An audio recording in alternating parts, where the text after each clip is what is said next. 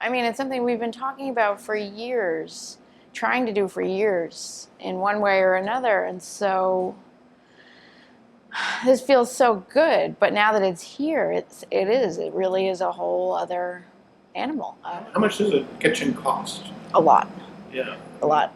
I prefer not to think about that number too much because it's a very scary number. Yeah. But it's much more costly and detailed than you might think. It seems like a simple concept. I need a stove, I need an oven, I need a refrigerator, and then it just compounds because you have to have a hood, and then you have to have makeup air, and then you have to have a HVAC system that works in combination with those things, and everything is semi-custom, and you can't just buy it, so you have to order it, and as I said, it's semi-custom, and the architect can't just draw it in. They also need a mechanical engineer, and then the engineer has to consult with the plumber, the electrician, the chemical engineer. I mean, nothing is easy. And so first thing that the kitchen does is it allows us to do some things that we've been doing inefficiently, but so now we will be able to have all of our favorite, our Piazza classics available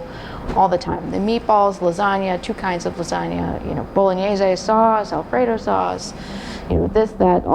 We have so many sauces. So now we can have them all as standard items available all the time. At one point the goal was to relocate the store to a space that was both good for retail and had enough square footage for us to put the kitchen in the same space. So we wanted to be able to have the kitchen back right up to the store.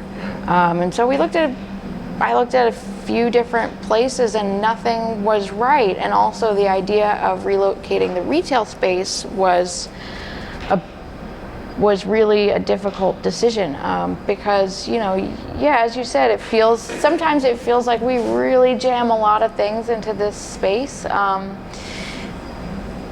but I fear that if we were to say, it's easy to say, well, let's double it, but I don't know that the return on that kind of investment would really be there, because what happens too is then suddenly you have a lot of space and people think, I went in there and it was empty. There's the same amount of people shopping at the store, but it doesn't have that same feel. So as I sort of have said before, there's a lot of, I like to think of as sort of magic or serendipitous things about the way that Piazza's had success in Easton, and just the space has kind of been right for us, the amount of space and the location, and I don't want to have to mess with those. Step up our prepared food menu, improve our lunch menu, and then and really we've done some catering in the past, here and there by request, but our goal this year is now to start the catering program in earnest, really market it, really get it in full swing, and then in about a year come back to the building and finish out the front as a classroom space with a second kitchen with all residential level equipment. It's been my feeling that for a teaching kitchen, you want to teach people how to cook on equipment that's going to be compatible to what they use at home. So you can fire up the stove in our central kitchen, and medium on our burner is going to be high on your stove. So I want to be able to teach in a space that the recipes make sense when you take them home, and I also want it to have that kind of at-home feeling.